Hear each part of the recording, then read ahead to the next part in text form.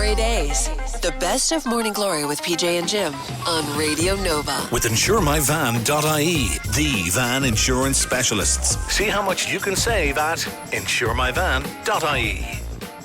Get up out of that thing. Get up out of that thing. You'll know that this is funky. Get up out of that thing. Where did that come from? I think we need a soundtrack. I was just saying, you know. It starts to a podcast go. Don't get me wrong. It's lovely. It's like a theme tune. It's What like is the lyrics, it's like an does it? intro. But where did Get it up come out of that thing. Get up and out of that garden. Or whatever the song is, you know. Get up. Get up off of that thing. Oh, get up off of that thing. It's James Brown, isn't it? Oh, so it's not get up out of that thing. Get up out of that thing. No, get you up know off that of that. you can. I actually don't know what the lyrics are now. I think matter. it is James Brown, isn't it? Although it does sound like something that was used in a TV show. Yeah. You know, the trumpets, they are tooting. It doesn't matter. Anyway, look, listen, we need a soundtrack. That's all I'm saying. And where did it come A from? new one. I was having a slash there. I felt great relief when I came in and going, get up out of that thing. That's what happens. I'm at that age now. It really is the little things, you know. When you were there talking for ages there. That's brilliant. He's just come from having a slash and has declared, it really is the little things, isn't it? It is. It is. You were That's talking. what put it into your head. You were going on about stuff there, and I was like, all I could think was, I know Jim's talking. I know I should be listening. But I'm bursting for a slash. And then I went, and then I felt like jovial about it. I was like, I'd get up out of that thing. I didn't pee my pants. No.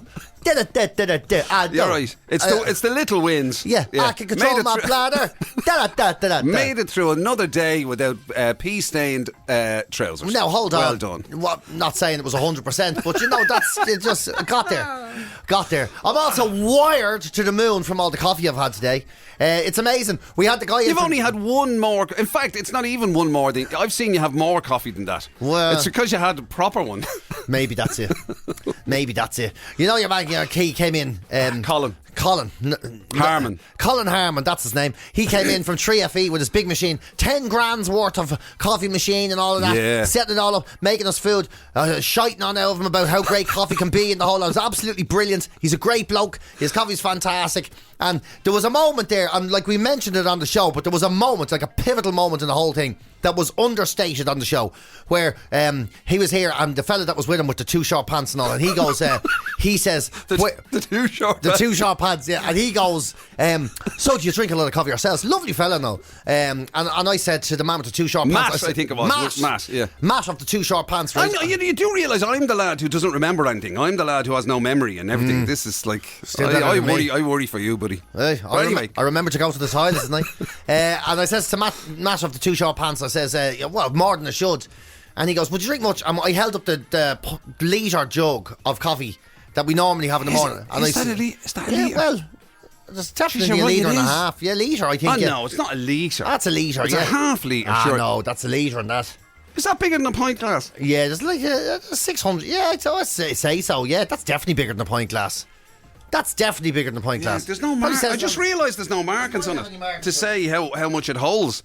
Jeez, I never thought about it like that. So I showed him the and so I was there basically. I finished that before 6 o'clock in the morning, and his jaw fell open. Well, no, then Colin turned around and then Colin goes, "What? You mean between you, sir?" And he goes, "Between you shared it." I was like, "No, we have one each." Yeah. And Jim picked up his one, and they both were like.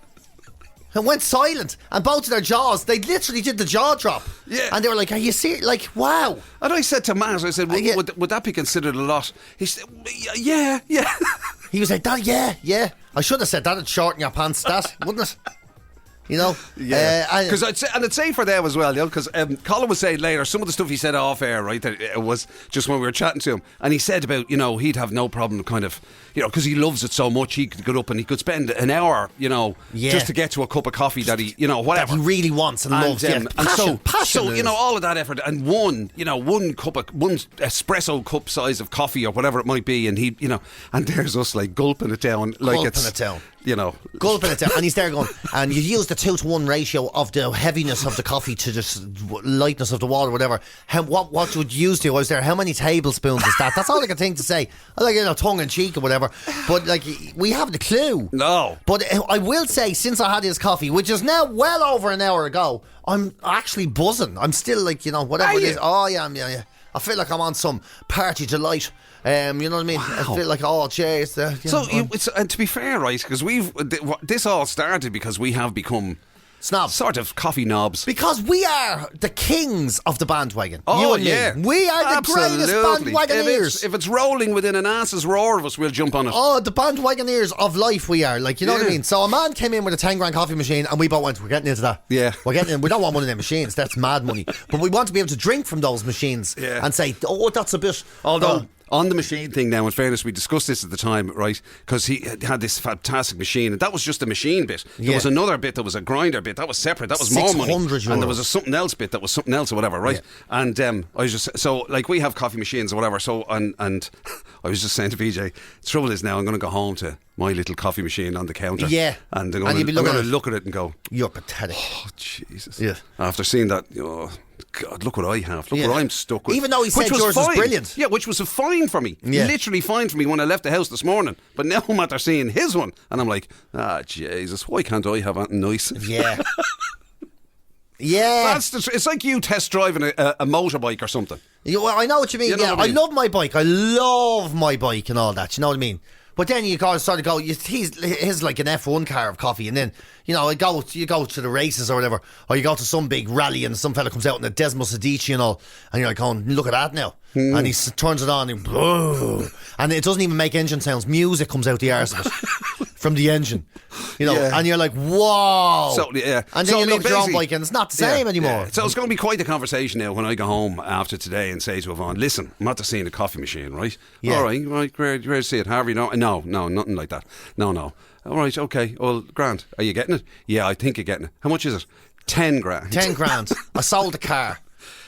Get out. Yeah, but we're buying a horse to go to town on from now on. Just get out. I know, yeah, but that's it. You wouldn't do it, but it's you want to feel like you know about it. You want to thirst for knowledge about it, that kind of way. And like we like fads too. We get into fads.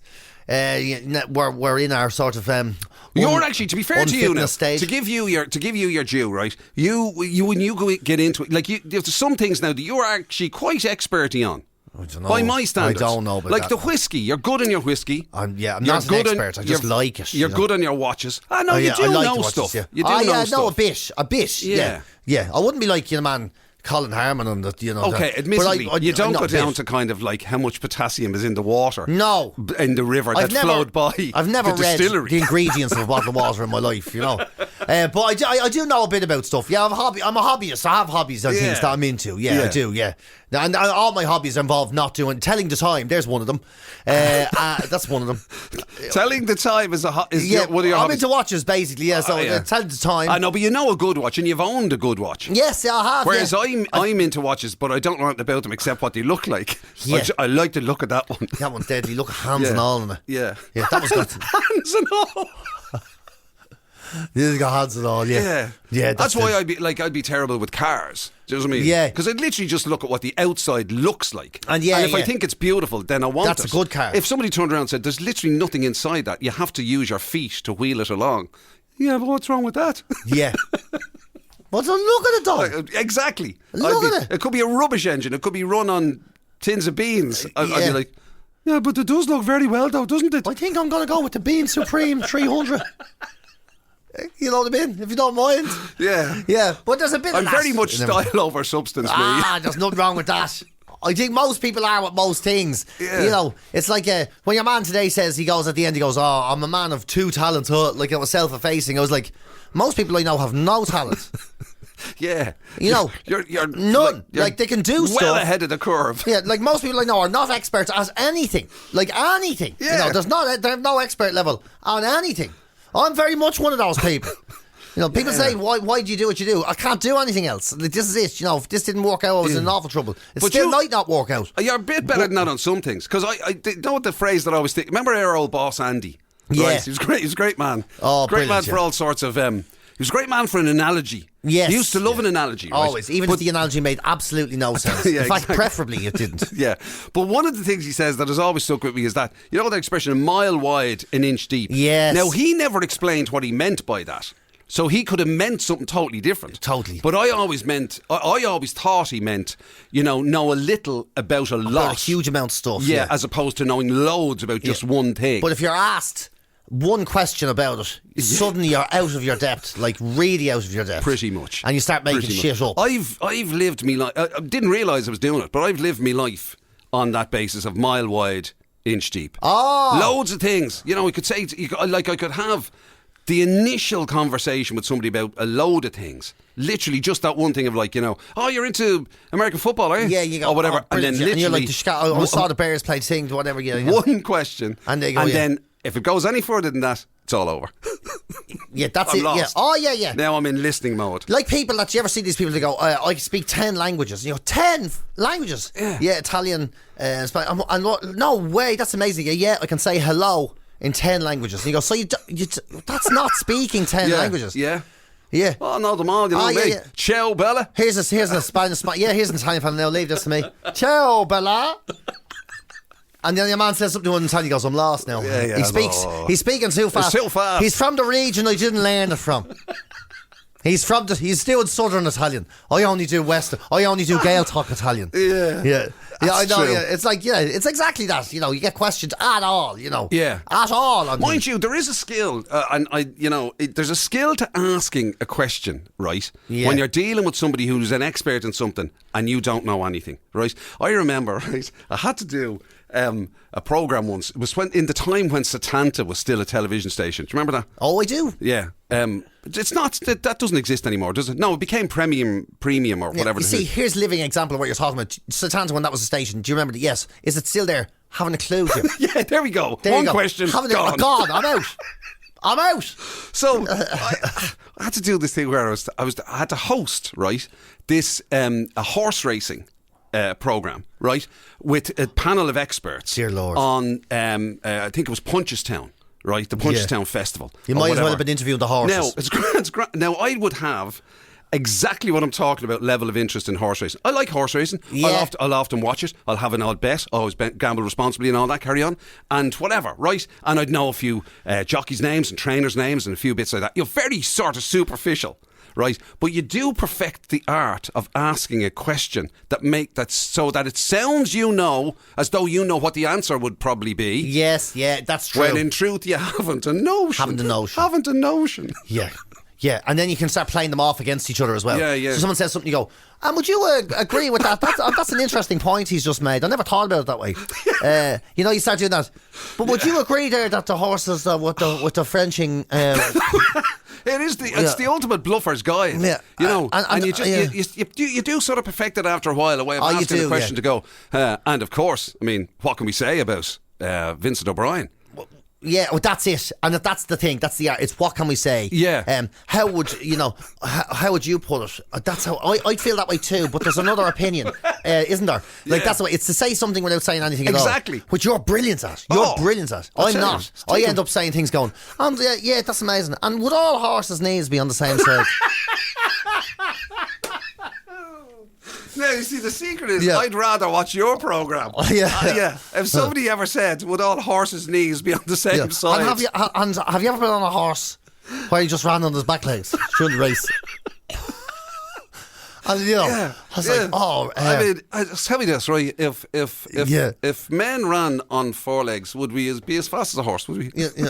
Yes. And when you see, when you're watching the Olympics, there is the horse. It's not the same horse there that will be in the Grand National, or will it be a different fella? Yeah. Joseph, I just realised, what you must have done. Is the jockey a gelding or is it the horse?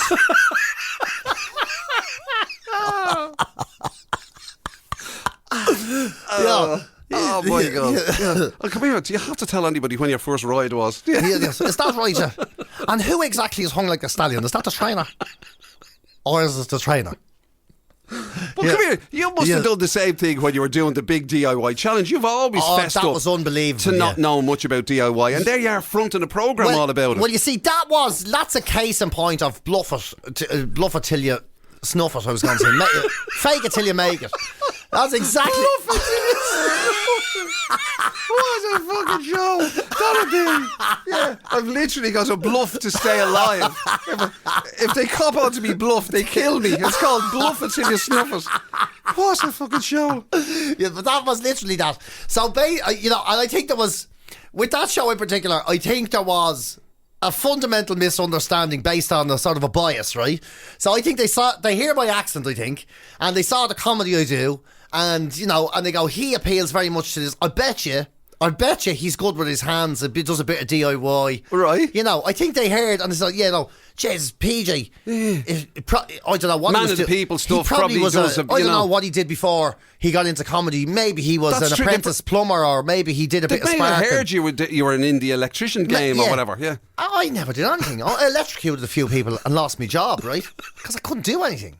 You know, and I think there was a bit of bias that way. So they got me on and then thought, well, he can help out with the projects a little bit. He probably knows. Yeah. You know, not a huge. He's not going to renovate a gaff, but I'd say he's able to, you know, do a few bits. Like he might be able to do a bit of flooring. And then I couldn't do anything.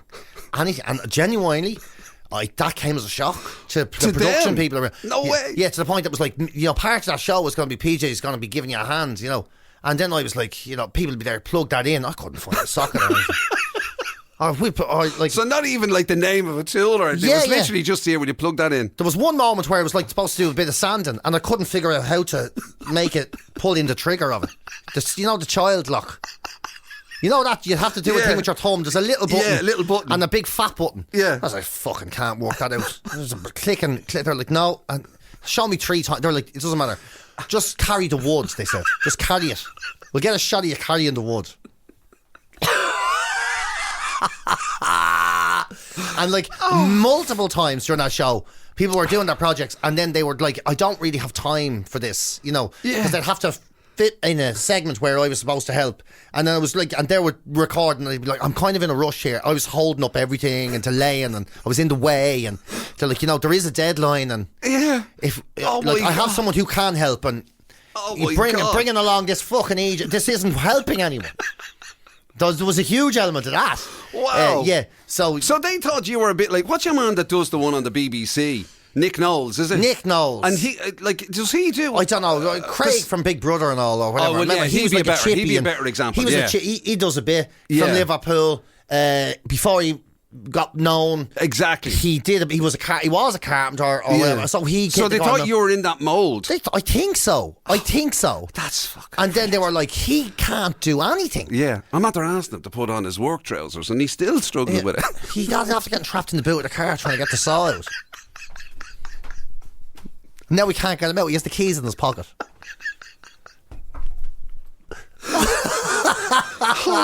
That actually makes. Is he still wearing a mic? Yeah, Grant. Get him to do a voiceover then. That makes that show all the better. Anyway, yeah. So I have a model. So anyway, if anybody does know if all horses have knees on the same side of the legs, please. Yeah, and who exactly is hung legs? Yeah, because you'll never know who might get the job doing the horse races and we all love a bit of horse races. Who does? Glory Days. The best of Morning Glory with PJ and Jim on Radio Nova. With InsureMyVan.ie, the van insurance specialists. See how much you can save at InsureMyVan.ie. Funny thing about doing this job sometimes is, if people ask you what you do, right, I always find it quite difficult to sort of say.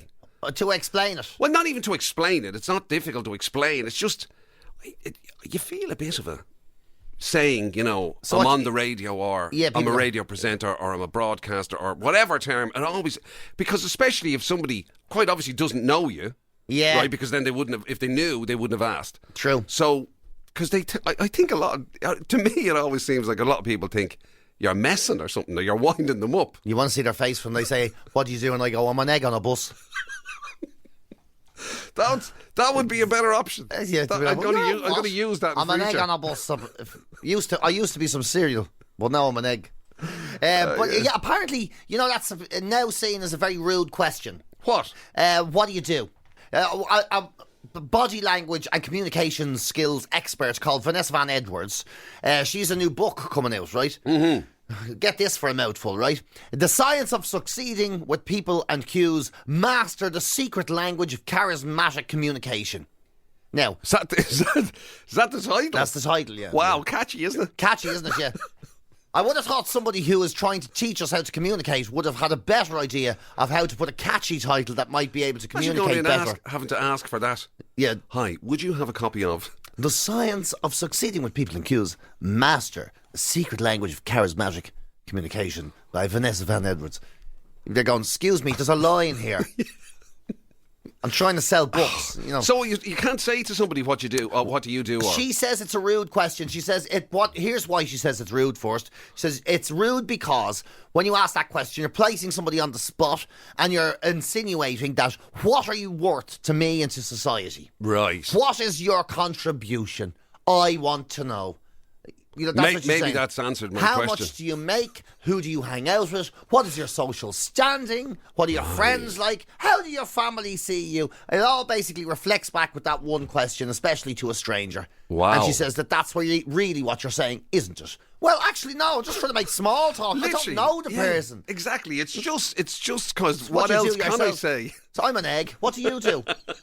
You're just trying to communicate. You're just trying to make small talk, not be rude, not sit in silence, you know. Yeah. Show an interest. You're showing an interest. That's what I would have said. Showing an interest, you know, in somebody. I'm displaying an interest in your life. That's how I never would have seen it as rude. No. Definitely not. It's not like saying how much you earn. Although I suppose if that's your follow-up question, somebody turns around and tells you what they do, and you go, all right, and how much do you get for that? Yeah. And people do that to likes of us all the time. We're the time. one profession people go, no, is there any money in that? Is there? Is there? Do you make? Yeah. Because everybody overestimates this business ridiculously because of it's literally 10 people once upon a time in RTE, right? Made mad money. Exactly, just 10 people, and as a result, anybody involved in this industry is assumed to be absolutely just rolling in it. Yeah, that's the truth. You know, I told you on the dart. Your man goes, I thought you'll be in a Ferrari. Ferrari? For what? Why would I be in a Ferrari? Yeah.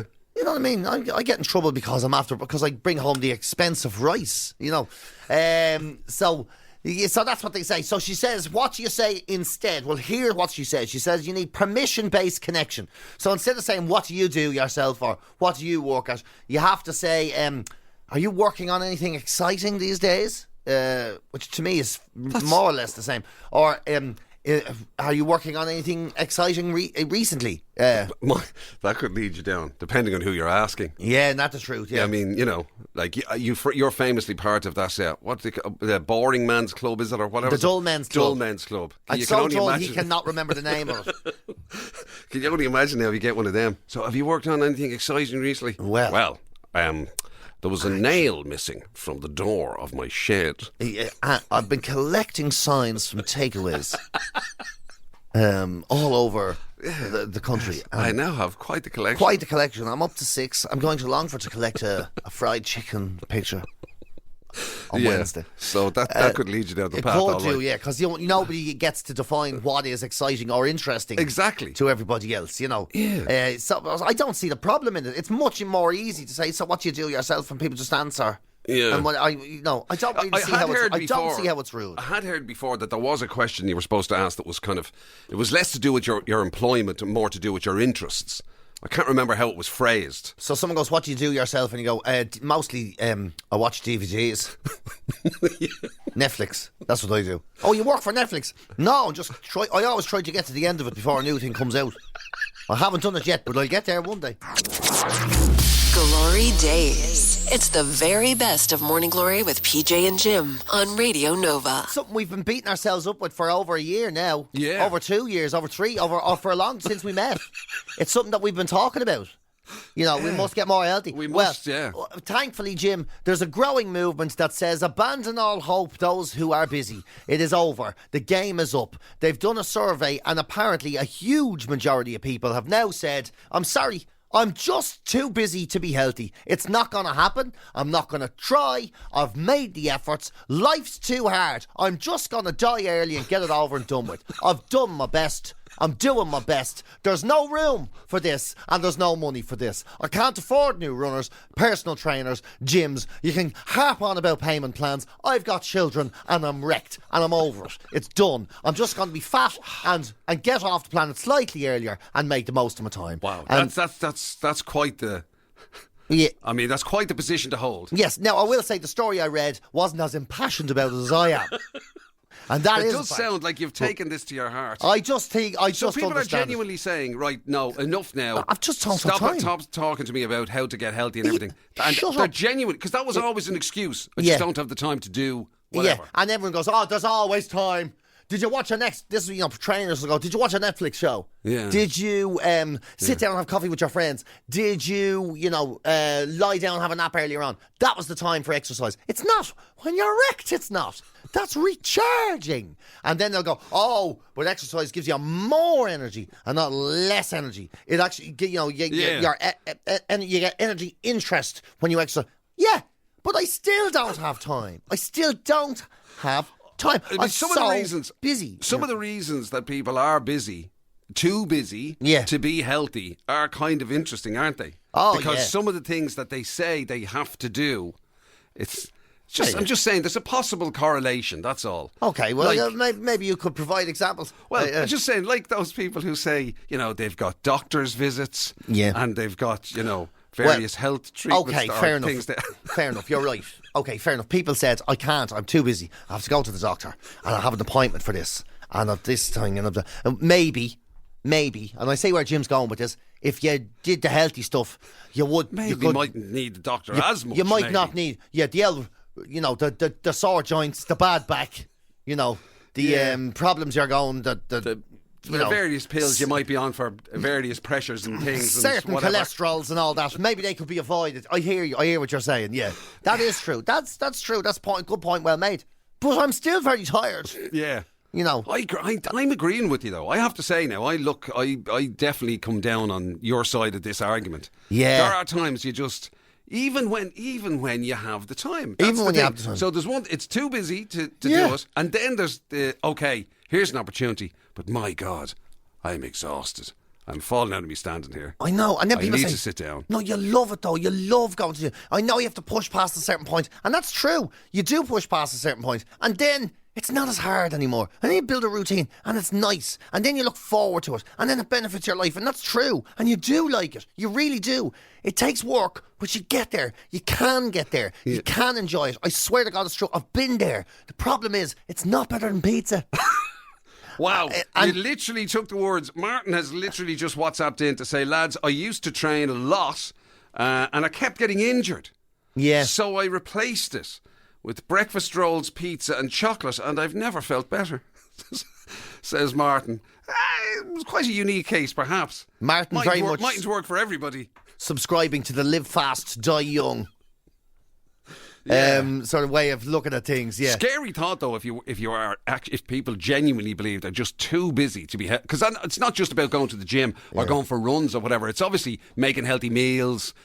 Whatever, choosing things. I will say though, and coming from two lads who ate 6 sausage rolls each earlier on before even why 7 did you o'clock. have to say that? Before even 7 o'clock.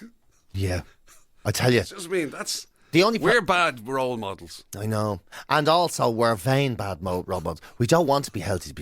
We just want to look better. That's true. And the problem is, because we're ageing faster than we should do. I was on Young Offenders, right? And one of the younger actors on set was saying, how's it going with the kids and all? I said, it's great, it's brilliant. I'm enjoying it now. It was harder, but it ages you. And she goes, yeah. And I said, you do, yeah. I says, no, you'd ages you 5 years every 6 months. And she goes, I can see. She goes, when I seen you this morning, I got an awful fright. She goes. GloryDaze. The best of Morning Glory with PJ and Jim on Radio Nova. With InsureMyVan.ie, the van insurance specialists. See how much you can save at InsureMyVan.ie. Full on holiday season at the moment, I think, isn't it? Come here, yeah. And that begs the question, right? Because holidays are getting more expensive. The days of the 25-cent flights and all, they're all long gone. Families still holiday together. And they carried out this survey. They asked the parents and the children of certain ages. And, they asked them all, what is the age that you should stop going on holidays with your parents? Because eventually it happens. Right, yeah. Because you kind of grow out of it and they, different interests and all of that. Yeah. Yeah, exactly. And then they asked them to take into account, before they answered, certain things like think about planning meal times. You have to carefully plan meal times for kids' routines, nappy change facilities, forking out for the rates of the resorts that have kids' clubs and all of that, no illicit access to all you can drink wristbands. That sort of carry on as well has to be taken into account for a certain age. And then they asked, so what is the age you need to stop going on holiday with your children? Wow. Unbelievably, the answer is 30. 30 is what came back. So basically, they were asking people. When you're 30, you don't take your kids anymore. No.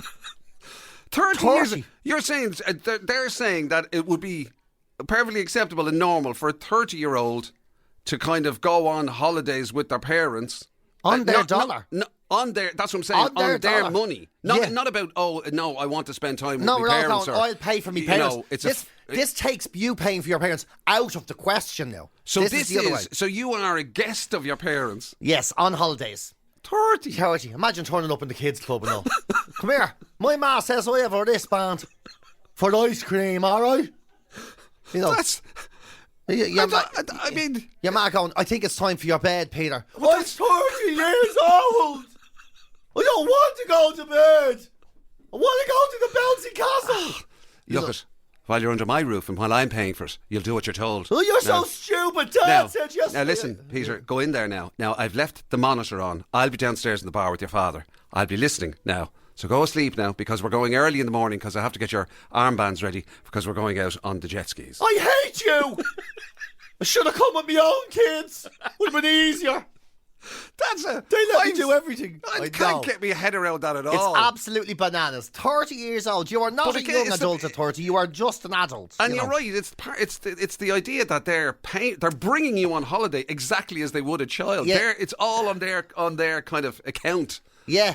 And this is all done by Starling Bank, whoever they are. They did the survey, and they're saying up to 27% of parents who are taking away children, up to adult children, are paying at least some, if not all, the expenses to help people out. It's a cost of living crisis. Yeah. If you don't get some help, sometimes you just can't go on holidays. But honestly, I think a lot of self-respected people would just not go on holidays. Yeah, would just say, listen, really appreciate. You're very generous. Thanks, Mum and Dad, but no, you go and you enjoy yourself. Yeah, rather than your man's ass saying, "Well, you're not going to believe we're going on that cruise we've always wanted to go on." Without me? Well, you're 29. Yeah. What are you talking about? Yeah. I love cruises. They do those funny burgers. And there's a slide. It's like folks will be coming home and saying, "Now sit down. Look, got some great news. Some great news. We're going to Disneyland." No way! Wait till I tell the kids. Can I wear me Toy Story costume? Yeah. Oh. Well, I don't know if it'll fit you now because you are 28, but still, it might be tough for airport security explaining what the bloody hell you're doing, to be honest, Derek.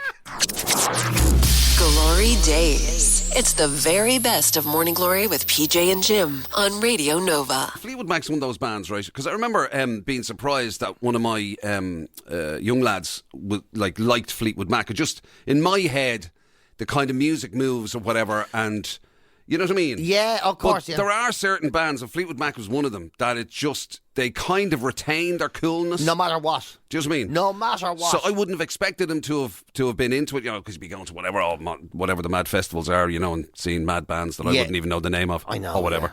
Yeah. But Fleetwood Mac would be, in his mind, would be cool. Yeah, some people are cool no matter what. Fleetwood Mac, Barry Manilow, John Logan, no matter what you do, they're always, through the ages, will always be the coolest. Wow. They're always just going to... That's quite the festival lineup you had there, I tell you. Yeah, and that's it. Some people just never will not be cool. So they did this massive study, right? And I do mean massive, throughout so many different countries to find out what are the traits of cool people. And I'm talking United States, Australia, Chile, China, Germany, India, Mexico, Nigeria, worldwide. Yeah. Well, surely when it comes to cool, you don't even need this survey. Surely you just know.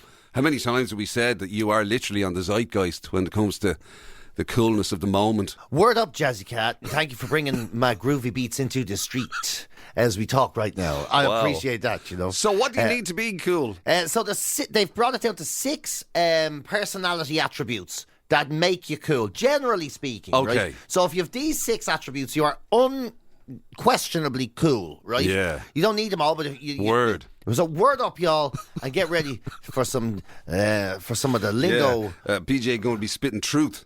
Yeah. Okay. So some true stories hitting your ear holes in the current situation. So cool people are generally perceived as extroverted, right? You have to be extroverted. That makes sense. Yeah. Because no one's going to know you're cool if you're not out there. So think of the phones, whatever. Yeah. Hey, Huggy Bear. Hey, Huggy Bear walking into a cafe.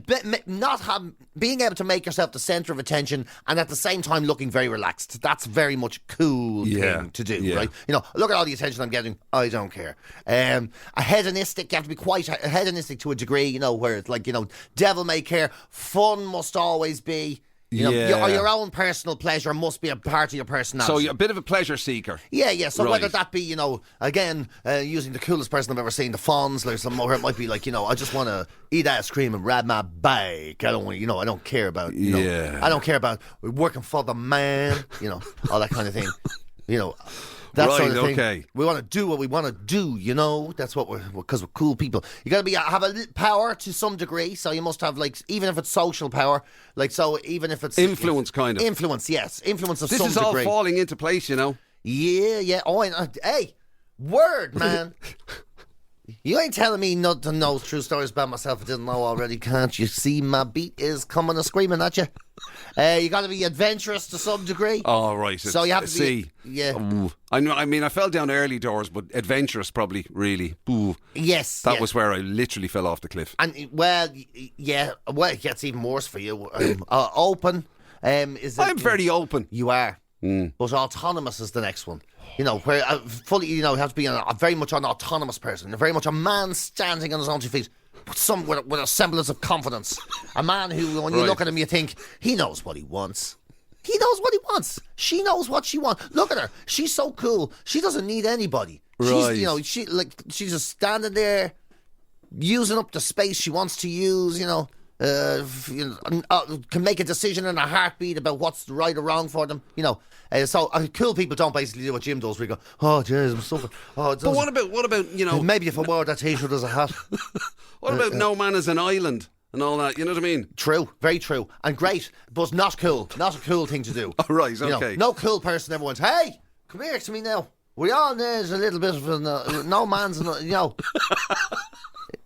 Right. You know. So to be cool, you've got to be... You got to be able to stand out on your own 2 feet and with confidence. It's just one of those things. It's part of being a cool person. It does. I'm telling you what, you know, if you run a lot of those things together, though, the other way of looking at that, it does make you sound a little bit selfish. You don't really care. You just follow your own pleasure. Yeah. It's all about you. I suppose there is a bit of that to being cool. You know, you need a little bit of that sort of selfish, slight ego kind of vibe about it. There is a bit of that to being cool. I'm saying that obviously just because I'm not cool. I'm literally looking for an excuse. I'm looking for reasons why it would be okay to be not cool. It is okay not to be cool. You're not cool at all. I look at you every day and I say, there's a lovely fella. Not a cool bones body. You know what I mean? I'd be saying that all the time to people. I love Jim. He's not cool. I'd be saying he's not a cool fella now. Don't. You couldn't. He's the opposite of cool. But he's great. He's very selfless. You know, he helps me look cool, and look how cool I am. You've been listening to Glory Days, the best of Radio Nova's Morning Glory with PJ and Jim. Catch the show live weekdays 6 to 10 on FM, online at nova.ie, or on the Nova app.